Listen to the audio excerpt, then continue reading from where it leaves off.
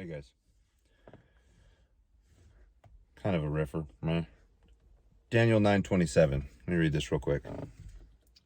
And this is at the end of the 77s prophecy. The very last one, the very last seven, I should say, says right here, verse 27. He will confirm a covenant with many for 1 7. In the middle of the 7, he will put an end to sacrifice and offering. And on the wing of the temple, he will set up an abomination that causes desolation until that end is decreed, till the end that is decreed is poured out on him. There's a lot there that's really deep, but essentially what this is pointing to, one of the signs that the tribulation has begun is, and I think this is perhaps the major one, at least on the world scale, is that Antichrist goes in and signs essentially what is the equivalency of a peace treaty. Some people like to say that Trump might qualify as the Antichrist because he attempted to do this, but he also failed. And I think it's one of the reasons why it disqualifies him as the Antichrist, because the Antichrist is going to come in and get it done. But you notice how it also says in the middle of the 7, he's going to abolish sacrifice and offering, which to me signifies that he's going to kill Moses and Elijah, just like it says in Revelation. And it also shows that he's going to put an end to whatever temple rites are going to go on during the tribulation that are probably being overseen by Moses and Elijah. So that's a twofold part. Essentially, the reason why I think this lines up perfectly with Revelation is because Revelation says it's a 7-year period of destruction, with the first half, basically ending with the death of Moses and Elijah and the setting up of the abomination, desolation, and the people run off. The people in Israel that decide to believe run off into the mountains, and they're protected by Michael the Archangel, etc. So these things line up too perfectly to not be exactly one and the same. Now, that being said, our modern day church here, especially in the West, the United States specifically, and I believe full-heartedly we are the Mystery Babylon, because Rome is very much Rome. The South is very much, Africa, Middle East, southern portions of Middle East, all the Islamic nations, essentially.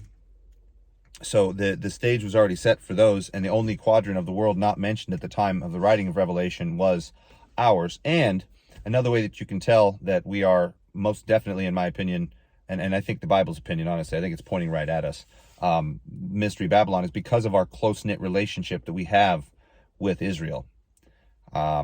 We have been trained since their inception to support them no matter what. And the church especially has, I can't understand why, looking back, because, and I'm not a political person, guys, so please forgive me for saying these things, but the Israel of today was founded on terrorism. The original, what's called B'nai B'rith, went in and killed off a bunch of people and basically stole land and started to expand from there. And quite honestly, if we're being completely honest, although I am not a fan of the PLO, the Palestinian Liberation Authority, whatever it is, the leadership in Palestine, I should say, they are not being quiet about what they do. They're actually doing the exact same thing. They're still taking land. They're still doing it illegally.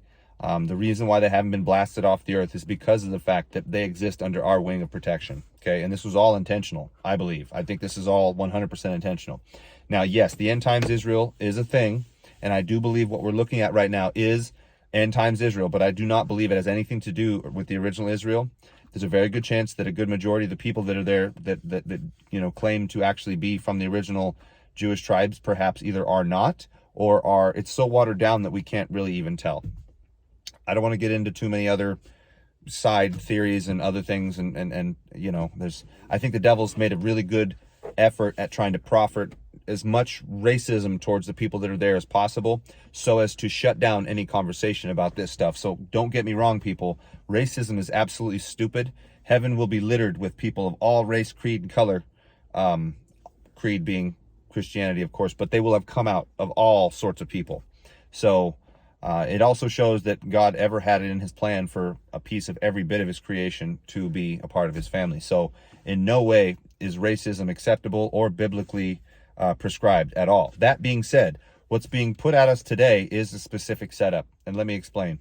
The Antichrist is going to come out with a pseudo-Christian, basically a Jewish Christian hybrid type religion, where we see all these rules about, your dietary decisions, changing the dates and times, not being married, which isn't necessarily Jewish, but it does actually make sense in light of our socio-political the kind of the infrastructure of relationships today, it would make sense that he would advise against it, considering how much feminism and men allowing themselves to be weakened and whatnot. But that's a whole different discussion. My point is, the West and Western churches in specific have been taught ever since Israel's inception that we are to support them no matter what. And it's part of the reason why, perhaps you don't know this, and again, not necessarily trying to make this a political discussion, but we should be somewhat aware of the fact that Israel has really not had any kind of debt or real need for the money that we send them all the time. In fact, they've had a surplus, I can't even tell you how long, a very long time. They've always been financially fine. And the fact that we support them financially, I'm talking about our government, the fact that we support them no matter what, shows that both the left and the right are very much being set up specifically for Antichrist to come in, take over both sides. And there's a great number of our House and Senate that are both Jewish and American citizens. They have dual citizenship. It's one of the few countries that actually allows it with us, specifically, I think, for a reason. We have been designed to be Israel's support ever since inception, and the church has been tricked into thinking that the Israel that's over there is the one that God wants to be there. And if we're being completely honest, and we're taking the word at its word, Revelation literally calls right after the two witnesses are killed and left in the streets for 3.5 days. Israel, Jerusalem specifically, is called Sodom and Gomorrah, the city where our Lord was crucified, and he was crucified in Jerusalem. So the Bible has very unfriendly things, unkind things to say about the current state of Israel and the state of Israel specifically during the tribulation. Some like to think that, Christianity is thriving over there, but again, not to be political or anything, but the ruling party is actually trying to put up laws right now, and they've done this a bunch of different times. This is just the most recent time. They've tried to make it illegal to give the gospel. If you evangelize at all in Israel, you're already on thin ice and you're risking violence and social ostracization. The few people that I know that have gone over there that have been honest with me were very clear that, any open Christianity is very much frowned upon. You're not allowed to go over there and act like a Christian. You are allowed to go over there and basically kiss the feet of the establishment, go to the Wailing Wall, wear the yarmulkes, do all those things. But those things are not Christian. Judaism is not Christian. Christianity is Christian. And in fact, if we're being completely fair, modern day Judaism exists as an extension of the Pharisees, Sadducees, and Essenes, all of which were unbelievers, all of which were the ruling class that very much led the charge about killing Jesus. Modern day Judaism is very anti-Christian at its roots. And the reason is because they had to go in a hard, different direction if in fact their Messiah wasn't him. And since they've convinced themselves that this is the case, the only reasonable outcome is that they would be against him because they're still saying that their man is on the way.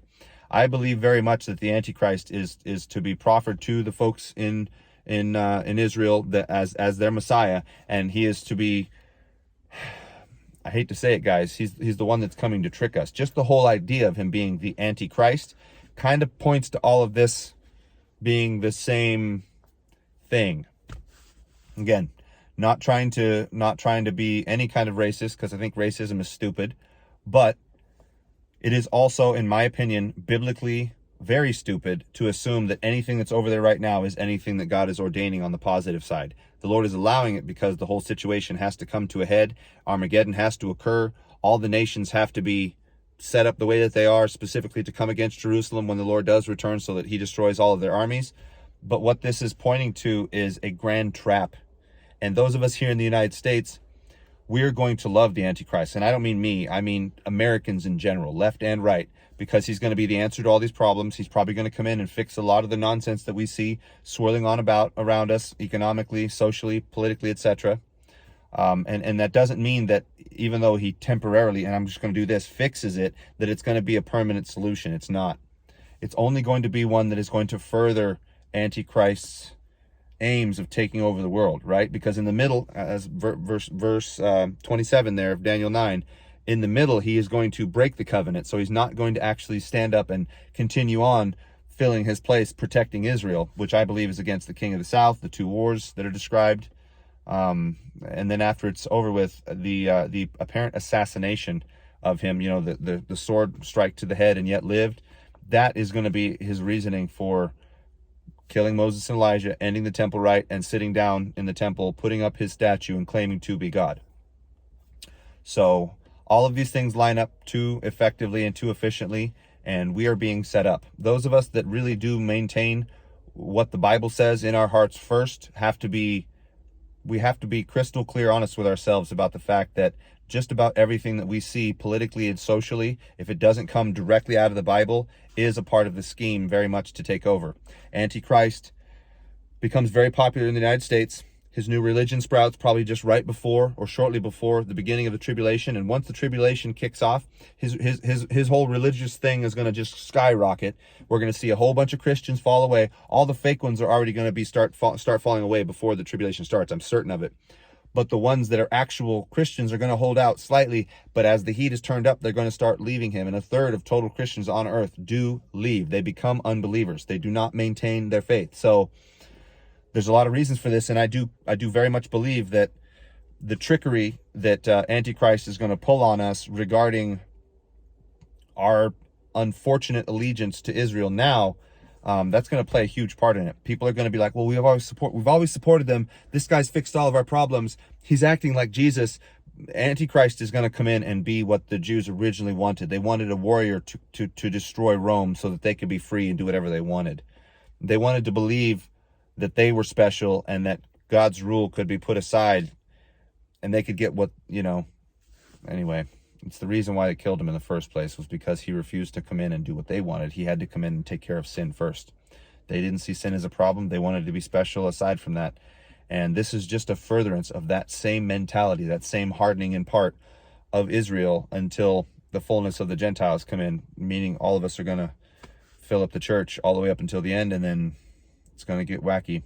We can't be letting these things rule in our minds at all, folks. We need to stay sober and understand that, yes, there are Christians in Israel. No, Israel is not a godly nation, not at all. And in fact, I would say it's an anti-God nation, especially in all the things that they've been trying to do lately regarding Christianity. And it's only going to get worse from here. You'll know that Antichrist you'll know one of the reasons why, or how, one of the ways you'll know he's Antichrist is because he'll be beloved here all over and beloved there all over all at once. There won't be any halfways about it. He may even get them to stop, persecuting Christians for the time being, which they do. They persecute Christians over there right now. Socially, you don't hear about too many murders and whatnot, but you also see extreme segregation. There are Christian quarters in Jerusalem that are very small and very to themselves, and they stay separate. And when they go out, they don't proselytize because they'll get in trouble for it. Even though it's not technically illegal, it is frowned upon and you pay for it socially. So